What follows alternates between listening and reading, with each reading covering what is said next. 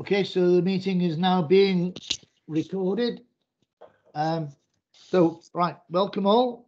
Thank you for joining us tonight for the second of the Community Conversation webinar series.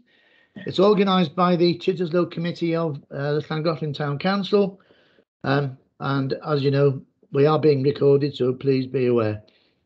My name is Melvin Mile. I'm a member of the Chitterslow Committee, Llangollen Town Council, and I'm the Denbighshire County Councillor for Llangollen, or one of them, along with Graham Timms for Llangollen. Chitterslow, in case you've not heard of it,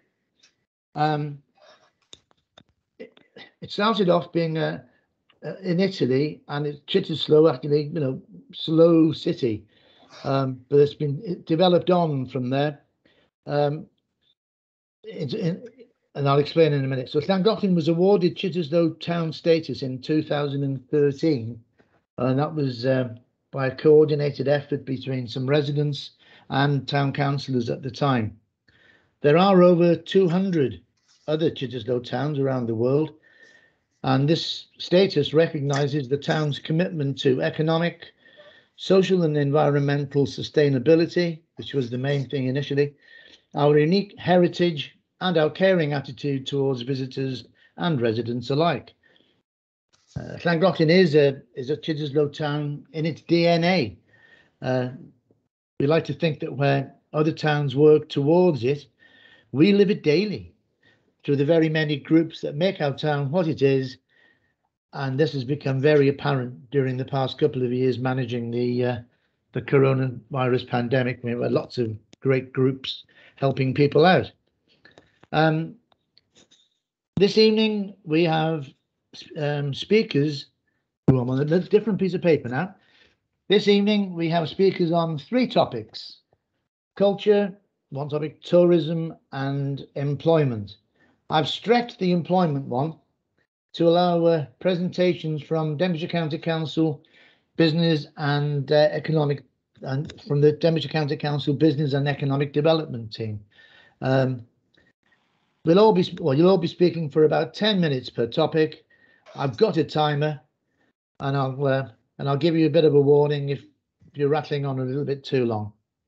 So our speakers tonight are Dr. Rhys Davis for Llangollen International Musical Eisteddfod, Ian Lebon Esquire, Chair of Denbighshire Tourism Destination Partnership, and we have Gareth Roberts, James Edwards and Sandra Sharp from Denbigshire's Business Development team. So if you've got any questions or comments, please feel free to use the comment or chat function. You'll find it either at the top or at the bottom of your screen, depending how you're viewing. We'll take some verbal questions and we'll be wrapped up by around about 8 p.m. We'll take questions from for Dr. Davis as soon as he's spoken, as he needs to be somewhere else. So for those not speaking, microphones on mute, please. So now I'd like to hand over to Dr. Davis. Thank you, Rhys. Yeah, well, thank you very much, Miles, for your invitation to speak this evening and to give this short update on behalf of Llangollen International Musical Eisteddfod. And it is an update of where we're at on January the 26th, because, and as I'm sure you appreciate, things may possibly change in the next few months. As a result of the COVID pandemic, in fact, we've all had a particularly difficult time. Arts and culture have been to a great deal on hold, but we've soldiered on. Our last proper Eisteddfod was in 2019, and this was a great success. But even prior to that, we've been considering ways of maintaining the ethos of the Eisteddfod and to help it fit in with the times. Following the postponement of the 2019 Eisteddfod, we had the 2020 Eisteddfod, and this was the Eisteddfod ar-lein, the online Eisteddfod, which was a successful presentation of our peace message with the likes of Mererid Hopwood, and also Jules Holland and Terry Waite and Floella Benjamin. And this was the first time we'd done anything digital here. It was our first experience of doing anything digital here. And we did some presentations with children as well, which was, to be honest, a great success considering it had never been done before. In 2021, we had more of a hybrid Eisteddfod. We continued with the digital presentations, but we also had a very successful Eisteddfod concert, which was broadcast on S4C and subsequently was on Catch Up and online. And this was broadcast with no audience from the pavilion on the Saturday night of what would have been Eisteddfod week. This was recorded by Rondo, and to be honest, it was a great success. The concert included several North Wales choirs, Catherine Finch, the harpist, Mr. Formula, the rapper, Rhianna Lewis, a delightful soprano who has been to the Eisteddfod before and actually sung with Bryn Terfel. This all proved very successful, and people were very happy to see a full broadcast to go online and to go on Catch Up. But of course, during that week, we mustn't forget the decoration of the Llangollen Bridge, the artistic description of which was bridge, not walls, which was patchwork developed by the artist Luke Jerram, which brought a great deal of interest to the town and great lot of publicity. It was great PR for the region, and it was even mentioned in the newspapers in Australia. So we did get a little bit of PR for Llangollen, and it certainly raised the spirits of the townspeople in a time of COVID. Thus, what we've done, we've tried very hard to maintain our presence in what's been obviously a very difficult time. But you'll be glad to know we're back to live events from this July the 7th to the 10th. Giving you those dates, you'll notice, though, that they're slightly shorter than normal. They're just Thursday to Sunday instead of the usual Monday or Tuesday to Sunday. Since the reason for this is our recovery Eisteddfod, so we can get back on track for a fuller Eisteddfod in 2023. The reduction in size of the Eisteddfod is to help mitigate any financial risks and obviously any COVID risk, which nobody really knows whether they will arise again or not. So as a result of this, there'll be no extension of the pavilion, so the capacity will be reduced. And these changes reflect the countrywide reduction in the potential ticket sales, which I believe can be across the country are up to a reduction of up to 40% in ticket sales. So, however, the audiences that we do have, they'll be able to expect the usual mix of competitions with a new digital option for participants. So hopefully we can still get those competitors from far afield, like South Africa and Australia, etc., because obviously long distance travel is going to be considerably reduced for some time to come. So what have we got? On the Thursday, concerts wise, we have a concert which was booked before. It's Russell Watson and Aled Jones on the Thursday night. And this, I'm pleased to say, is a sellout under the present circumstances. Friday night, we have the Grammy-winning sitar player Anushka Shankar, which I believe is going to be very popular. Saturday night will be the Choir of the World, Cora Bede, and which we will be trying our best to ensure that we have adequate choirs for it, and we'll be interested to see how this goes.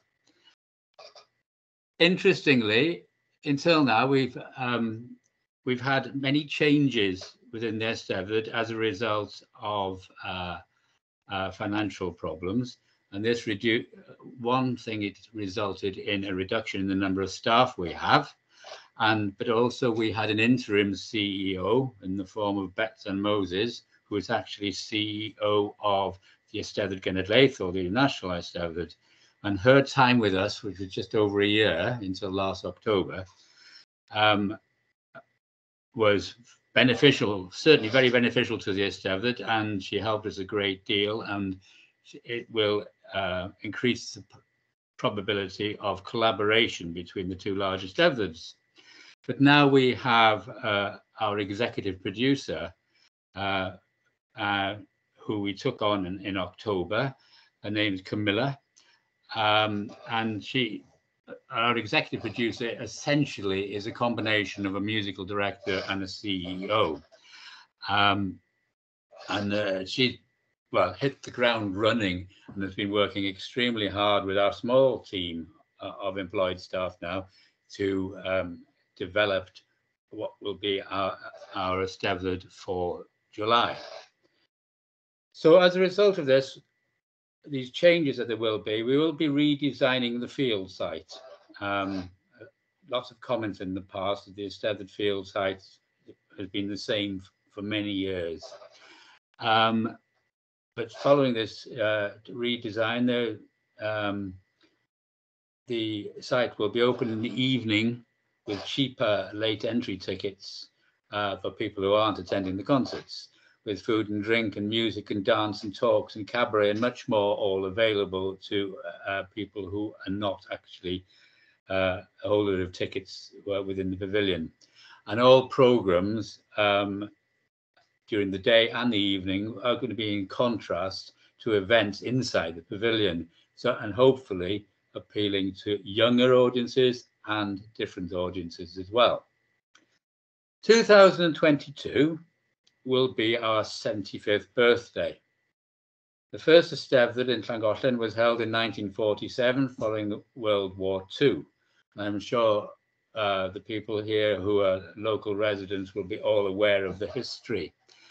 But also it will be Llangollen Fringe's 25th anniversary.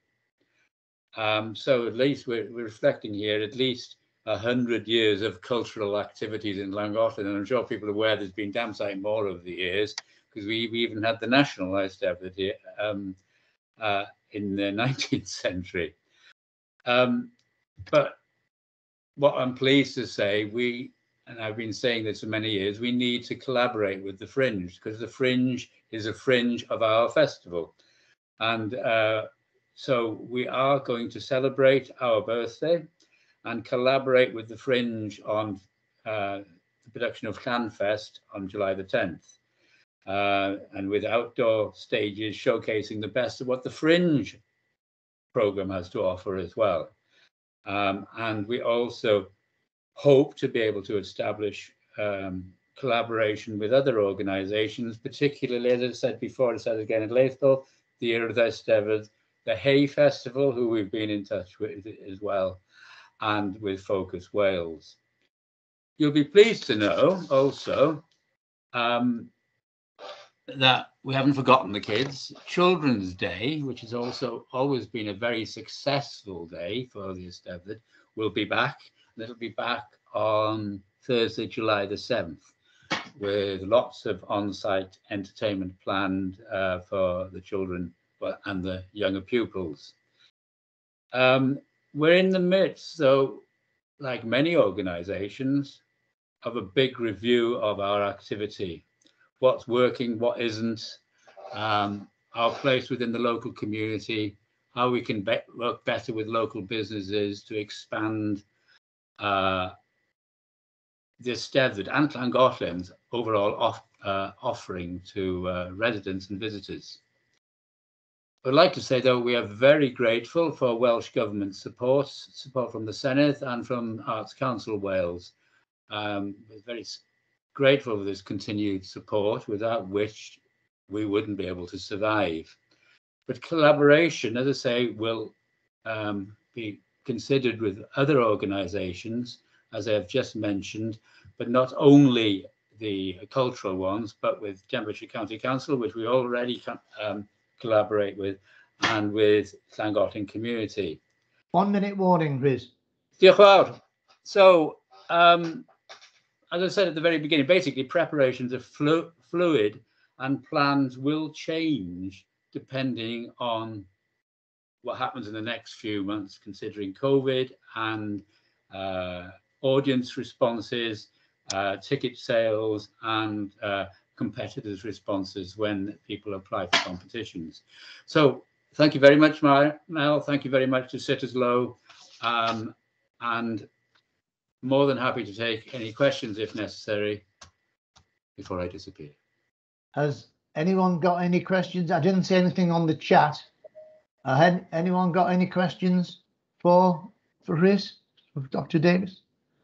I'd just like to say before anyone else does it, it's fantastic to see that you're reaching out to other organisations, and I think it's great. I mean, hopefully that will ensure the future of the Eisteddfod for many years to come. I can only say I've been in various places around the world. Got through to them that I came from Wales and came from Llangollen. Oh, we know Llangollen. Been there, incredible. You know, some mountain village. It was just incredible. And another place was in Tampa, in Florida. Oh yeah, man, we've been to Llangollen. Amazing. The Eisteddfod's been a marvelous thing for Llangollen, and let's hope it carries on for many years to come. Any questions? Or can Rhys go to his next meeting? Well, thank you very much indeed. Silence is golden. Thank you, Rhys. That's brilliant. So that, as I said previously, this will be online for months, well, for a few months to come. So other people will be able to see this and view your performance. Thank you very much indeed, sir. All the very best. Good night. Cheers. Thank you. Bye-bye now. Thank you very much, Rhys, for that. And moving on to our next speaker, the Right Honourable Ian Lebon, Chair of the Denbighshire Tourism Partnership. Ian. Are you there, Ian? Yes, I'm here. Thank you very much. I must apologise for the lack of picture. My 12-year-old IT manager is not available tonight, so, which is the way of all things. But you've dyed your hair, haven't you, Ian? You've been dyeing your hair and you don't want to embarrass yourself. I know. If you knew me well, you'd know I haven't got the hair to dye. So there we are. By way of introduction, I do know quite a few of the faces I can see, even though you can't see me. I'm Ian Lebon. I'm chair of Denbighshire Destination Tourism Partnership.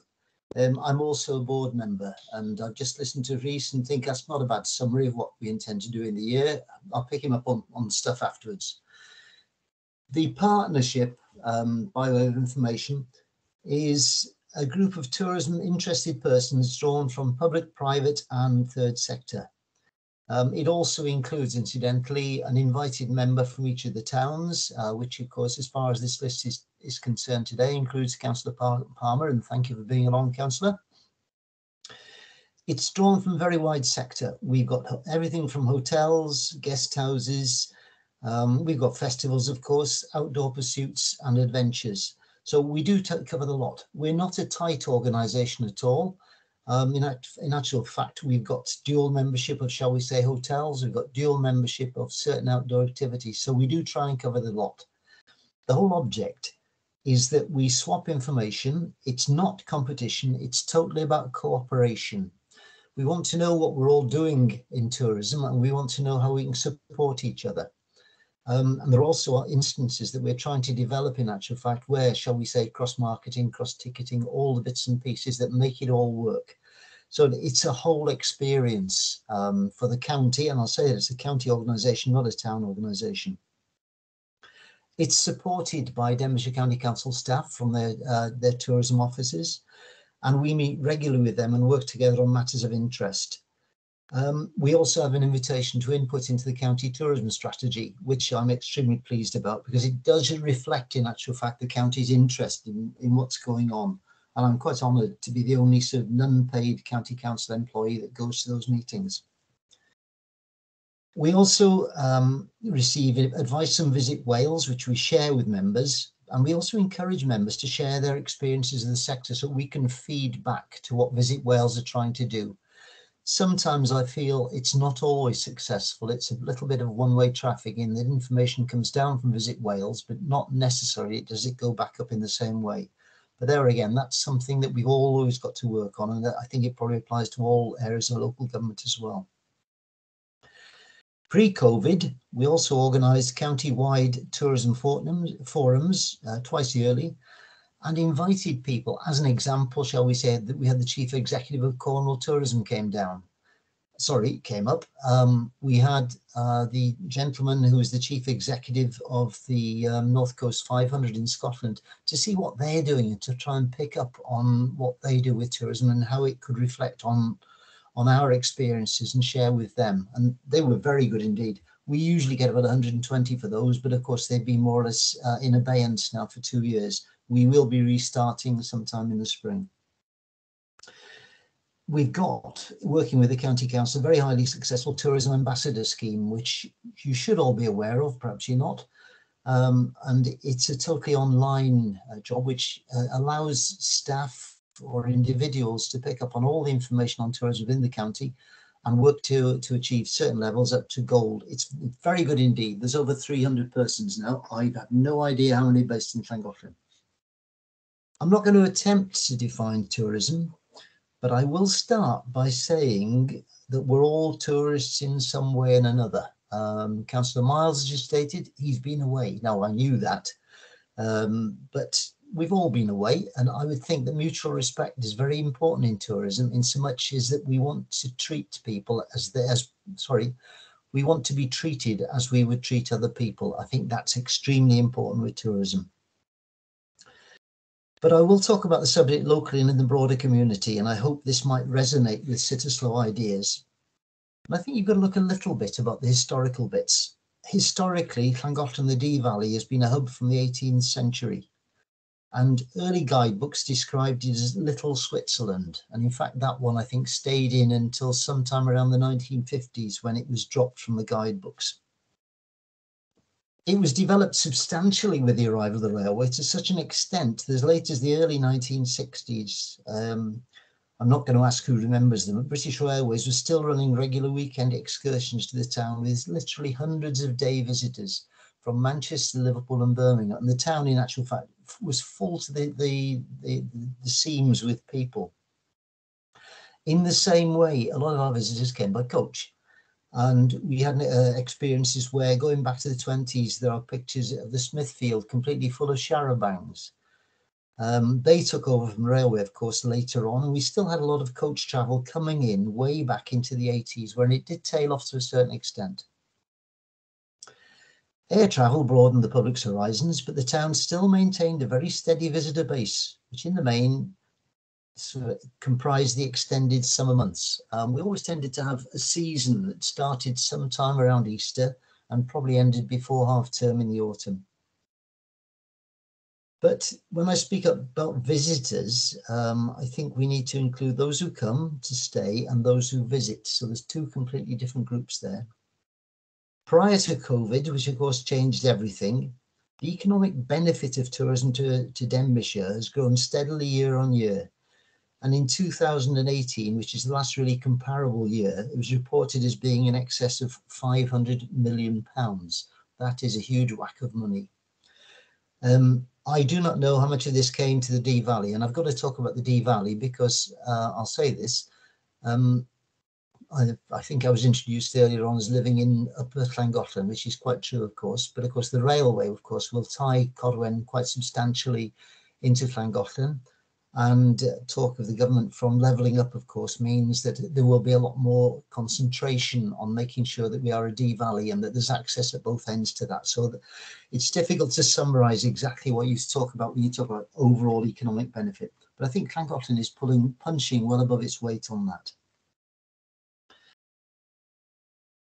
The industry supports a wide range of jobs directly and indirectly, part-time and full-time, with very wide skills requirement, which means there's opportunity, of course, for our school leavers and people to stay in the area in which they're born and grew up. Now, 2020 and 2021 have proved extremely challenging with lockdowns and restrictions massively affecting footfall. But emerging from the pandemic will be just as challenging, but it's going to offer opportunities as well. There is an emergency of a growing number of staycationers. Now, it's not a term I'm totally keen on because a staycation, I'm not sure exactly what that entails. Nobody's ever defined it. It's more of a media phrase. But you've got to think about the fact that in 2019, people from the UK, Brits, call them what you like, spent over 15 million bed nights abroad. And you've got to say, what did they all do the following years? I mean, at the present time, yes, people are going abroad, but they're not going abroad in the same numbers.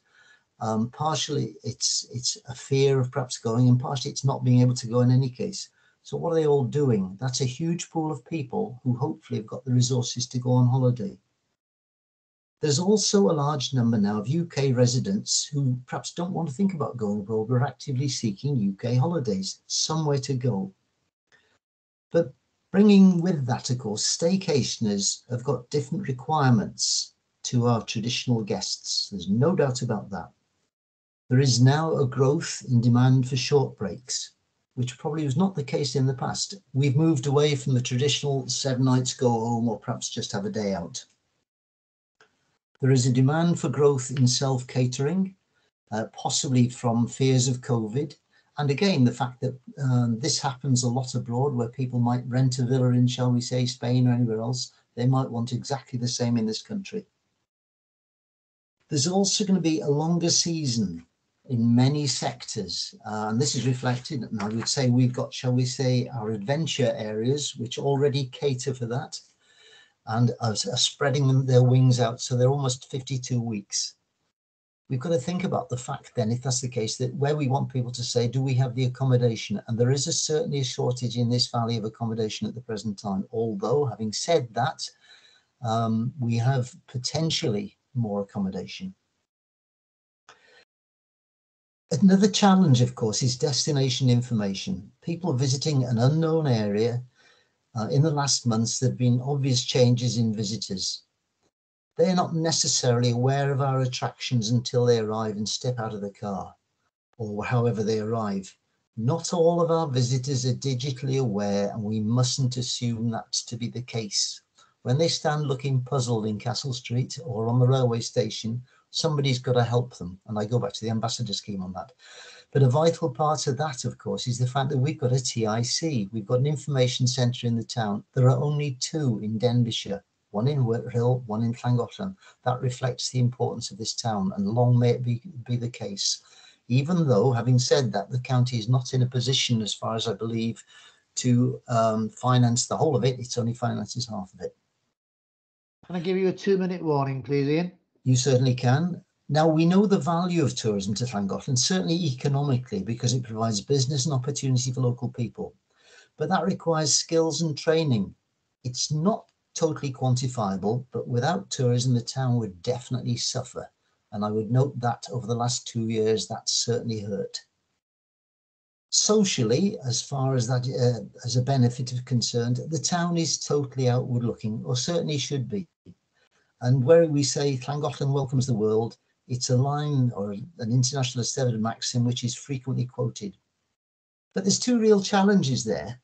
And the first is to regain the figures we had pre-COVID and increase our market share.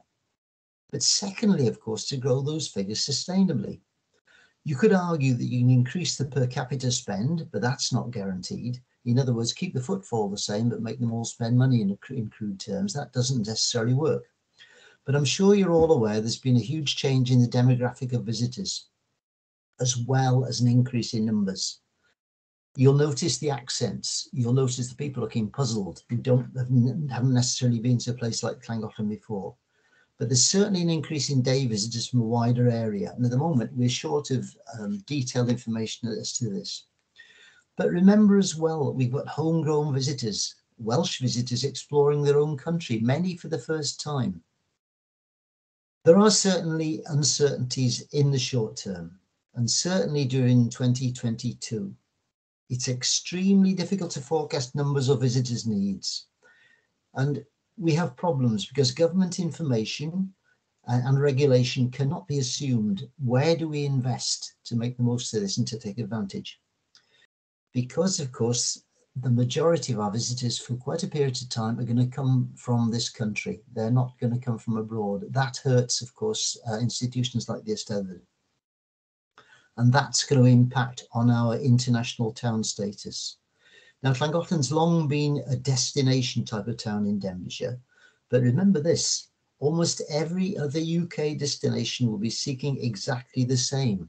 So we're going to be in exactly the same. They're all going to be looking for it. It's not necessary that we can get it, and we've got to maintain our welcome. I do believe Llangollen to be unique, and that our tourism commitment forms part of that. And it's certainly, and I would certainly give compliments to all of those so far involved, and hopefully who wish to do so in the future. So that hopefully just about fits me under 10 minutes, Councillor. And I haven't timed myself. Thank you very much. I Any think it was questions? 13 and a bit, but who's arguing? That was very nice. Thank you very Any much, questions? Steve. That was brilliant. That was just a fantastic sort of insight into tourism in general in Denbighshire, and specifically to Llan. That's great. Councillor Grinley. Evening. You're on mute. Good evening. Can you hear me? I can. Yeah, that's good. I've always been interested in tourism. I used to work in tourism, even at the TIC. But one trend that seems to have grown over the last couple of years, especially with people not being able to go abroad, is the motorhome camper van holidays, where people get out and about. They can go where they want. Is there any thought being put into when an event's being put up like the Eisteddfod, that facilities can be put in for camper van camping? Is there any thought of dedicated camper van parking overnight in town centres, and getting that information out to them that yes, they can come to Llangollen, they can park safely up overnight, you're in the town, you can go for a meal in the town, you can go around the town. It just seems that that's a growing market that could be tapped into. I'm not au fait with parking laws because I don't drive, so I'd need to get corrected there. But I've always thought, even if there was just half a dozen dedicated spaces to camper vans and motorhomes, the word would soon get around. Yeah, you can go there, you can park, you're made welcome. Thank you. Yeah, and two parts to that, I think. Certainly, I know that the tourism team have looked at this and are certainly discussing this with other areas. It's quite common abroad. I know go to France. Yeah. Well, in the days when you could go to France, it was quite normal. Every town would have some kind of arrangement. The difficulty is, I think, who provides it. And again, either you would have to the private sector and encourage somebody to say, can you provide an area? Now, at one stage, there was on the outskirts of town next door to the Wild Pheasant, as I believe that was an overnight type stop. But at the moment, I don't believe that the car parks, and I'd have to throw that back to county council staff, are set up to do that, because, of course, there are issues about waste and all the rest of it. But it's certainly something that could be borne in mind, and it would certainly increase footfall. How it would work, I don't know. I mean, I think all we can do, I can certainly raise this through the partnership and raise it through the tourism team, and I'd be glad to do so. But I think perhaps it's also important that the town council perhaps looks at that and says, is this something we'd be interested in pushing with the county council? I mean, planning, I haven't got a clue about, but I think it falls under the heading probably, and I'd be corrected on this one, of short-term overnight caravanning. It's probably exactly the same thing. So yes, I'm enthusiastic about it, even though I don't own one. Yeah, thank you. Thank you, John Palmer. Yes, Ian. Does the county council collect data on length of stay, sort of hotels and B&Bs? Do they and self-catering? Do they collect? Does anybody collect data on the length of stay and compare it year on year? They do, and that figure I gave you of the £500 million, in actual fact, comes from a set of stats that are collected on a regular basis by the tourism team. The missing bit from all that, and I would warn you about that, of course, it does not include things like Airbnb. Airbnb, of course, is totally unregulated, ungoverned, and I hesitate to say this, does not contribute on the tax side. So it won't include Airbnbs. And of course, the proliferation of Airbnbs, and this has been noted in big cities, of course, is having an impact. But not just on the social structure of an area, but also on the fact that we have no idea about what's going on. But all the figures are there. They come under what's called STEAM statistics. And there's somebody from EBD here will immediately correct me if I'm wrong on that. But it was originally on a model set up from Scarborough Tourism. But all of that stuff is collected. It's usually a year behind, as you can understand, because the figures I gave were 2018, and they were not available. The 2019 ones will be available somewhere, but I haven't got access to it at the moment. They are available, John, yes. The other figure, of course, that does exist, which is extremely important, is footfall.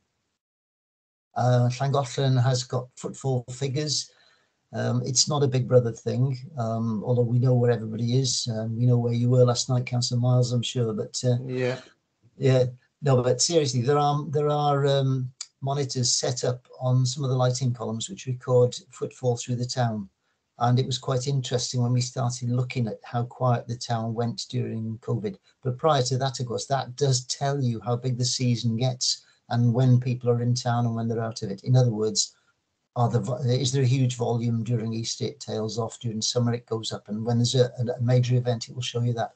That's all available. And again, somebody from EBD might tell you that. I've got no idea who's got the stats at the moment. I think there's been a change in staffing there. So yeah, it's there in short. The other, quickly, the problem... quickly, John, now. Yeah, that seems to exist is that having the accommodation available for people to come to work here. So hotels looking for chefs or whatever, having a problem getting hold of people because they can't find temporary accommodation because of lack of it, for them to be able to employ people to come here and work during seasons. Yeah, and a quick answer on that one. Yeah, and certainly there is a shortage on skilled staffs in catering at the present time. And I do know, and this is true across the whole of the county and in the adjoining counties, chefs are quite expensive at the moment and they do move on. And the money that now you can get from a chef, I couldn't believe it. When you talk about accommodation, short-term accommodation, I remember many years ago, hotels provided accommodation for staff. As I remember it, Royal Hotel, Hand Hotel, all of them had sort of staff rooms and staff accom. That, of course, is long gone, which is why, of course, most of our staff these days, because it's at the lower levels, the sort of, shall we say, waiting on a bar staff tend to be local staffs almost exclusively because people do not travel, which is why, of course, places out of town often suffer because they can't get staff because they've got no means of attending their place of work. Right, thank you very much. Thank you for that. I don't see any questions on the chat line. So if there are no other questions, we will go to the third topic, which is employment, which, as I said, we've stretched. And so this evening we have Gareth Roberts, who is going to introduce the other two speakers, I think. So Gareth is the he is the, I've got it somewhere. Gareth, you are the Public Protection, Regeneration and Economic Development Manager. And we've got James Edwards and Sandra Sharp, who she's the lead officer from the business development team. So welcome all. I'm sorry you were the last ones, but it was culture, tourism and economic development. Thank you. Over to you, Gareth. Thank you, Councillor Marr. Thank you for the introduction. Yeah, so thank you all for the invite tonight. We're going to talk to you a little bit about levelling up funding. So I think it was introduced as employment. It's probably a little bit tenuous. It's more about levelling up funding, which it is linked to employment, of course. James and Sandra will introduce themselves as we go ahead, as we go through the presentation. We'll try and keep it brief. It will be a whistle-stop tour of Levelling Up funding. So I'll start with giving you some background and an introduction to what Levelling Up funding is. James will talk to you a little bit about the Clwyd South bid, and in particular the projects that were submitted for Llangollen. And then Sandra will talk to you in a little bit more detail about the larger project, the Llangollen bid, which is the 4 great highways. So I think, Sandra, we're going to share a kind of a brief presentation with just to take you through that. And I shall. Sandra's in the driving seat for that. The moment of truth, whether I can get this up on the screen. Testing the IT skills now. Indeed, there we yeah. go. Brilliant. Can you all see that? Good. That's Is good. that better? You all Yes, see that? lovely. Okay. Great. Yeah. Good. Okay, so Levelling Up funding is it's a UK fund, not a Welsh Government fund. So it's a new way of working for us. The last couple of years, the bulk of the capital funding, of course, has come from Welsh Government. Levelling Up funding is bringing with it UK government funding. Hopefully, Levelling Up is the precursor to some even more capital funding from UK government in the form of shared prosperity funding. So we should be seeing the launch of the shared prosperity fund in the next few months from UK government, and that will in turn bring more opportunities for other local authorities to bid for capital funding. So Levelling Up and shared prosperity funding will be for and are for transformational capital projects, so fairly large scale projects that are going to have an impact in the community, have an impact on the economy and employment within the community. So not for small scale projects. We're trying to keep it for transformational projects. The Levelling Up funding bids are based on UK government constituencies. So we have 3 of those in Denbighshire. We have Clwyd South, of course, which is Llangollen area. We have the Vale of Clwyd. I should say, of course, Clwyd South is shared with Wrexham, so parts of Wrexham and parts of Denbighshire form the Clwyd South constituency. We have the Vale of Clwyd in Denbighshire with that, and that boundaries it in its entirety is within Denbighshire. And we have Clwyd West, which has a boundary shared with Conway County Borough Council as well. Each constituency can bid for up to a maximum of £20 million, and the bid has to have the support of the local MP. And in the case of Clwyd South, of course, that's Simon Baines MP. And Simon Baines was very supportive of the bid and very keen that a bid should be submitted for Levelling Up funding in round 1.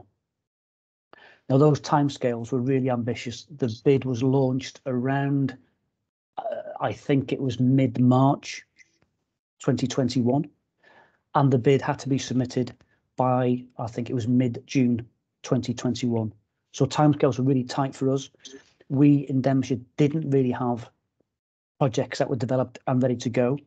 So we had to work really hard behind the scenes to try and bring some projects forward. It was a joint bid with Wrexham, of course. Wrexham had the advantage of having a fairly well-developed project for the canal, the Trevor Basin. That was quite well developed, so they were able to put that project forward quite quickly. We had to work quite hard behind the scenes to pull these projects together. And the funding has to be the project has to be completed and the funds have to be spent by March 2024.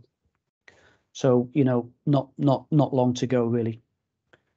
Thank you, Sandra. So the Clwyd South bid was submitted, was successful. So we've had kind of notice of its of the bid being successful, but as we speak tonight, we haven't had the formal award letter, so we can't actually commit and start any projects yet. We're hoping that formal award and offer letter will be with us in the next week or so. So in summary, it was a joint bid with Wrexham County Borough Council. The total bid value was around 13.5 million. The value of Denbighshire County Council projects within that bid was 4.3 million. And specifically the value for projects in Llangollen in that bid was around £2 million. So that's a brief summary of levelling up funding. I'll hand you over to James, who can talk you through the Denbighshire element of the Clwyd South bid and specifically the Llangollen element. Thanks, James. Thanks, Gareth. Right, Sandra, can we get on to... Oh, there we go. Thanks, Sandra. So thanks, Gareth. Yeah, so I'm James Evans. So I'm the Economic and Business Development Manager. So I worked at Gareth. I managed the Economic and Business Development team within Denbighshire County Council. So basically, just to introduce the 3 projects as part of the Clwyd South bid. So just to give you a bit of background, the grant guidelines say that we can have a maximum of 3 projects. So as a bit of background, when Wrexham first approached us, as Gareth said, they were very keen on pursuing this theme of the World Heritage Site. And they wanted to make the Trevor Basin a central part of their proposal. So we, as a local authority, we had to understand how we could fit into that theme. And as Gareth just alluded to, we had to work really quickly behind the scenes to see how we could be part of that theme and how we could structure it to reflect the maximum of 3 projects. So what we decided to do was to make the projects geographic in nature to maximise the benefits throughout the Dee Valley on the World Heritage Site theme. So we've got the three projects here, and there's a number of activities under each one. So the first one is within Wrexham, so that's the Trevor Basin. And Project 2, so this is the wider World Heritage Site area, so the 11-mile World Heritage Site. So that incorporates a bit of Chirk for Wrexham, and then principally Llangollen in Denbighshire. And then there's Project 3, which is the wider, past the 11-mile World Heritage Site, which is based on Corwin. So essentially creating a new access point into the World Heritage Site for visitors and for Corwin to get some of the benefit of that. Thank you, Sandra. So just want to talk a bit about Project 2, the activities for Llangollen. So as you can see, there are 4 activities or schemes, and as Gareth said, up to the value of around £2 million. So the first one is around the 4 great highways, and Sandra's going to go into detail about this one shortly, so I won't go into too much detail, but this is the largest activity for Llangollen. This fits into the wider Llangollen 2020 agenda, and you as the Town Council have been involved in some of the feasibility work with this project. So it's something that's been discussed for some time, and it's quite well developed in terms of what you want this project to achieve. As I said, Sandra will go into detail about that one. The second one is enhancing the Plaster with visitor amenities. So essentially, what we're proposing here is enhancing the visitor experience by making improvements to the Dell. So it's focusing on the outside grounds of the house. Some of the activities that have been put forward here include improvements to the main and north entrances to the Dell, creation of woodland garden and remedial works on the well house, creation of a garden to incorporate and protect the old hydraulic ram, so essentially creating a bog garden, the installation of various seating and viewpoints, the improvement of paths and signage, and creating a new link to the Weaver's Cottage, and also some general tree and vegetation management, but to include some further planting. Then there you'll see the third activity, which is improving the links between the town and the Wendroid Nature Reserve. So this is one of the projects which was put forward by our countryside team, and they will be managing this going forward. So essentially, this is the creation of a network of cycle, walk routes and nature spaces, and this will include family walking and cycling routes along the disused railway line, and also the creation of a link to the canal footpath. And lastly, but not least, is the upgrading of the facilities of the Llansilio, Green and Horseshoe Falls. And as you all know, this is the start of the World Heritage Site, so quite important as part of this kind of wider theme that we agreed on. But this is also about improving or the kind of visitors' amenities and to help with coping with the increased visitor numbers that we're expecting. So here we're talking about improving connectivity from the car park to the viewing platform. And actually that viewing platform, some years ago, I was actually involved with the improvements of that with another project using European funding. So I feel that our team have actually come a full circle on this. And also refurbishing this toilet block there. Also bringing about some new catering facilities, and also erosion mitigation works. As you know, it's quite a steep bank. You'll have we've got the viewing platform at the top, and you've got the river below and the canal.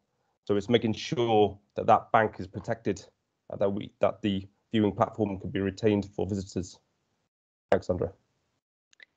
Thank you, James. So I'm Sandra Sharp, and I'm a lead officer in the Economic and Business Development team, with my current focus is on the Levelling Up Fund. As James mentioned, the next couple of slides are focusing in a little bit more detail on the Four Great Highways project. Hopefully you can all see in the centre of this page here the outlined diagram, the outline in red. And that pretty much focuses in on the geographical area that the Four Great Highways project is centred on. And essentially the project is pretty much aiming towards developing a unique celebration of the meeting points of the Four Great Highways. So namely the Llangollen Canal, then the railway in Llangollen, over onto the Dee, the River Dee, and the grade 1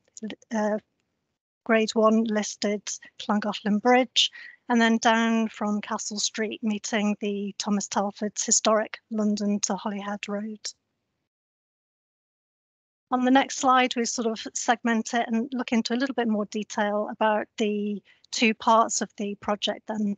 So in this slide here, we look at the Wharf to Abbey Road. And really what we're looking to achieve is better connectivity and generally improved access across the whole site for all, whether residents or visitors alike. So for example, as we can see in the graphic at the top left-hand corner, connecting the Wharf, the walkway, which is currently sort of involve a lot of steps. So again, this is one potential solution. There are other options being considered as well. So effectively a ramped zigzag area to improve accessibility down towards Abbey Road. So again, opening up that connection from the railway up to the canal. There is also a viewpoint in terms of improved public realm in front of the Llangollen Railway, and to obviously celebrate the Grade 2 listed railway station building also. And addressing the connection between Abbey Road and Castle Street to look at the improved pedestrian flows, improved traffic flows, and to effectively look at creating a public realm viewing platform on the downstream side of the Llangollen Bridge, again to be able to get a better viewpoint in terms of the Grade 1 listed bridge as well as the viewpoints beyond into the mountains and so forth.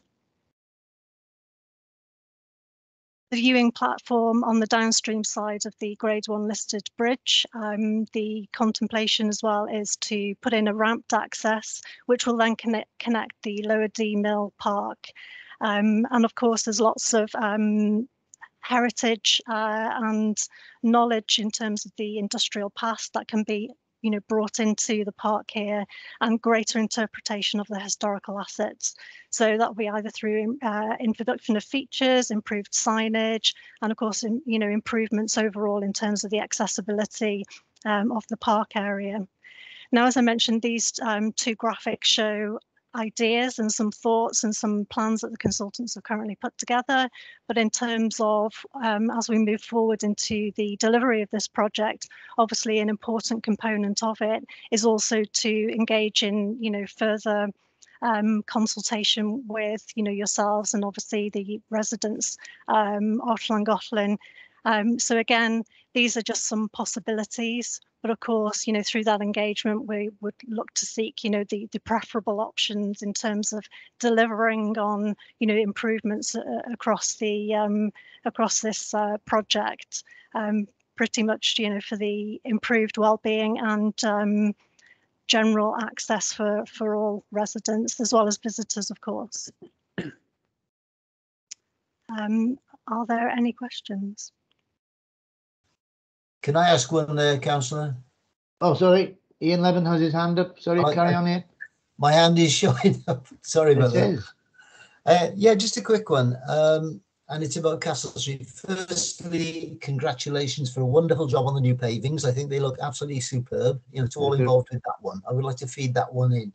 But secondly, I think there is an issue, and I know that this is in the hands of the Highways Authority. But is it possible in any way to get to remove heavy traffic from Castle Street HGVs?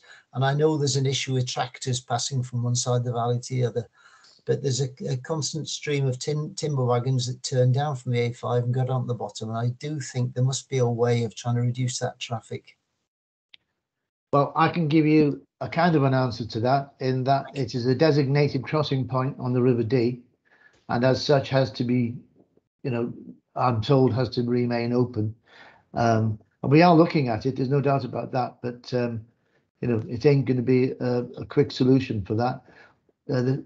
Just going to the 2020 for a second and taking away from this presentation, the way that the road will be laid out, there'll be some ramps on the road, and believe me, those timber wagons will not want to be going down Castle Street. There's an up ramp and a down ramp, and I believe the only reason they go down there is to take a look and see what's happening in Llangollen anyway, instead of carrying on down the A5.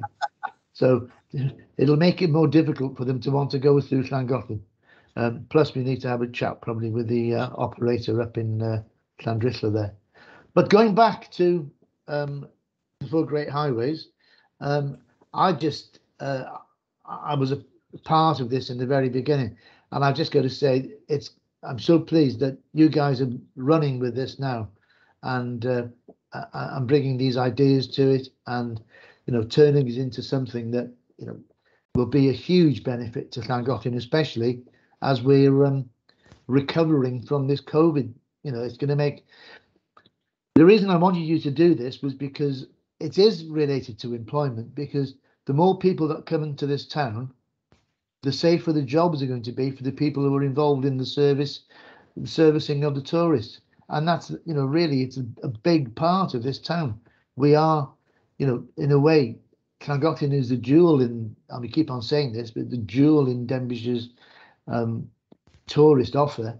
I dare say other places will be a bit, angry about that statement, but I believe it's true. And now we are getting the town that the countryside deserves. The investment in Llangollen, it'll be 4 million quid over, well, by 23, 4 million quid in 4 years. Oh, that's incredible. This is it's a fantastic scheme. It's a great boost for the town. Sorry, that's me just going on. Any other questions, please? I see. Oh, no, I don't.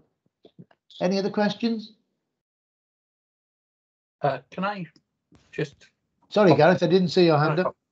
Yeah, no, I mean, I don't normally get involved, but it's just a personal thing. It's not a town council opinion. It's a personal Gareth Thomas opinion. And it's, I don't know who would run it and who would manage it, but I would love to see a small water-powered vernacular lift from the canal instead of the zigzags to allow people to go up and down. I think it would be a unique, you could use the water of the canal and put it back in further down into the river, and I think it would be, and even to the point of having one down further down by the health centre.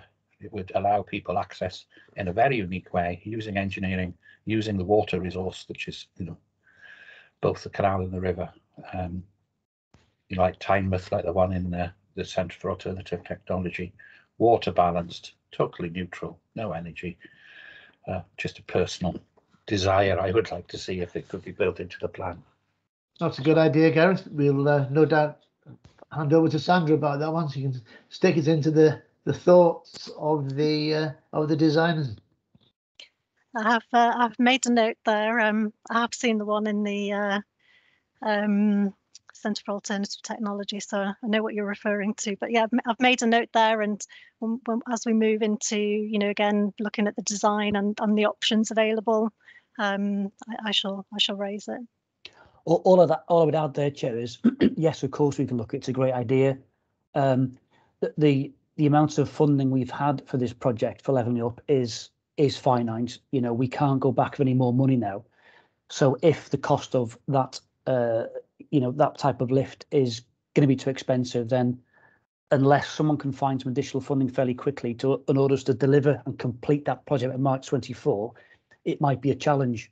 However, I mentioned earlier we've got shared prosperity funding coming forward in the future, and there's no reason why we couldn't work with the community, excuse me, to develop other projects. Because Llangollen have had £2 million of the levelling up funding and £4 million of capital funding over the recent years, it doesn't mean to say that we can't apply for other capital funding for other projects for Llangollen for future funding streams.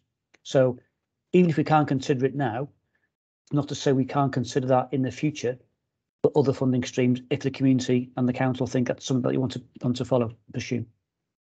You just poured some cold water on that funicular railway scheme there. Very good. Very good. You're wasted like here, Councillor Moore. It doesn't look like there's any other questions unless somebody has got. I mean, obviously we have a very limited number of people tonight, but this will go out now for months, and no doubt we'll get plenty of hits on it. There's going to be a reference to it in the newsletter that's going out shortly. So we will have lots of hits onto this. I'd just like to thank everyone who's contributed tonight. Rhys Davis, Ian Lebanon, and Gareth, Sandra, and James. It's been brilliant. John Palmer, hand up. Yes, and this is no reflection on the county council staff. We appreciate them coming, but I find it quite remarkable that people like Ian and Rhys spend their time making such a contribution to the town, and I would just like to see that recognised. Yeah, absolutely. Yeah. Thank you very much, all. That's been greatly appreciated and just fabulous. Thank you very much indeed. Thanks. Right, hang on. I need to finish. Thanks, everybody. Thank you, Ian. Right. So we've got some more events coming up, and unless Gareth tells me differently, and I think he is, on Wednesday the 9th of February we've got energy and housing. The 23rd we've got environment, food and farming, and on March the 9th we've got community health and well-being. Are they being swapped around, Gareth, or are they as is? Yeah, the ongoing sequence, I think you got it right, is 9th of February energy and housing, 16th of February environmental, food and farming. 16th, okay. And then the 9th of March we finish with community health and well-being. It'll be posted back on social media, and I'll circulate it to as many as we can after this meeting. So the series continues. Thank you. But can I just finish? But I said it was a personal thing. I mean, I'd be quite happy to work with anybody to find funding to achieve that. We've been a bit successful finding funding for other things. Yeah, that'd be great. Because I think it would be a lovely attraction to the town, additional attraction. Oh, it would. So if you'd like to sort of any more information, you can, for those of you who, well, mind you, I got a bit tongue-tied here because basically people are going to access this in weeks and days, weeks and months to come. So it'll be on the Chitterslow Llangollen Facebook page, and you can check that to see what else the other groups are doing in town. Thank you very much, all of you, for attending tonight, giving up your time, and thank you very much. It's been fantastic.